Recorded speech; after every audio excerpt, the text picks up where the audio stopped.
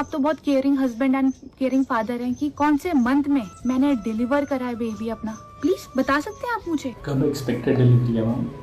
Expected delivery अप्रैल की है। हम आए थे आज टीरी रितिका भाभी के पास। तेने बर्थडे वाले दिन मेरे को फोन किया था जब बच्चे पे कि तू 1 लाख रुपए मेरे को ट्रांसफर कर दे, मैं तेरे को ऑनलाइन कैश दे दूंगी। मैं आपको 12-12 लाख रुपए देकर के आ रहा हूँ और बैकग्राउंड में आप वो पैसा अभिषेक को ट्रांसफर कर रहे हैं। 22 लाख रुपए मेरे अकाउंट में कुछ पैसे भी नहीं पड़े थे, बताओ। तुम्हारे पैसे थे वो। ऑब्वियसली अगर मैंने तुम्हारे साथ इतने साल काम किया तो देखो मेरा देखो क्या अब ये बचा? गलत सोच है। मैं अनुराग को सही बोलूंगा। Here is the bill and here is the Paytm payment. सच बताऊं तो आज तक वैंगल 7-8 लोगों का पेट तो पाल ही रहे अनुराग। मैंने एक दिन कहा था कि सत्य परेशान हो सकता है लेकिन पराजित नहीं।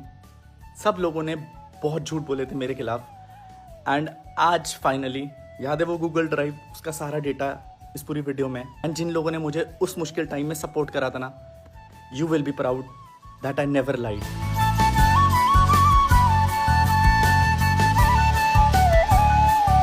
So हेलो जी, welcome back to the another episode of Sunday series.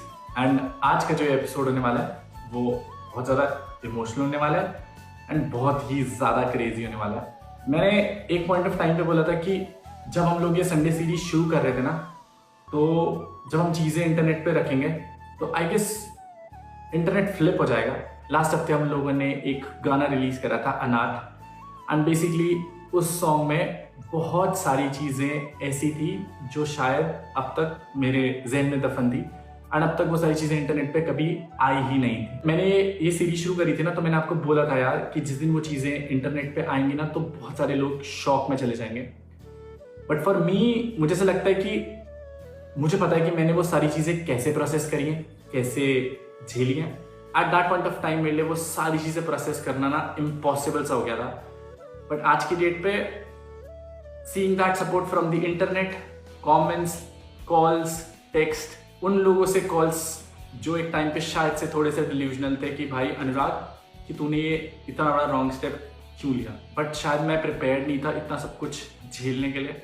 But मेरे पास उस टाइम पे ना शायद ये सपोर्ट सिस्टम नहीं था। मैंने आपको हमेशा कहा है कि एक इंसान तब शायद इतना गलत नहीं होता जब उसकी गलती होती है, लेकिन तब वो इंसान बहुत ज़्यादा गलत हो जाता है जब वो अपने आप को बचाने के लिए दूसरे इंसान की गलती बता देता है और वो भी झूठी।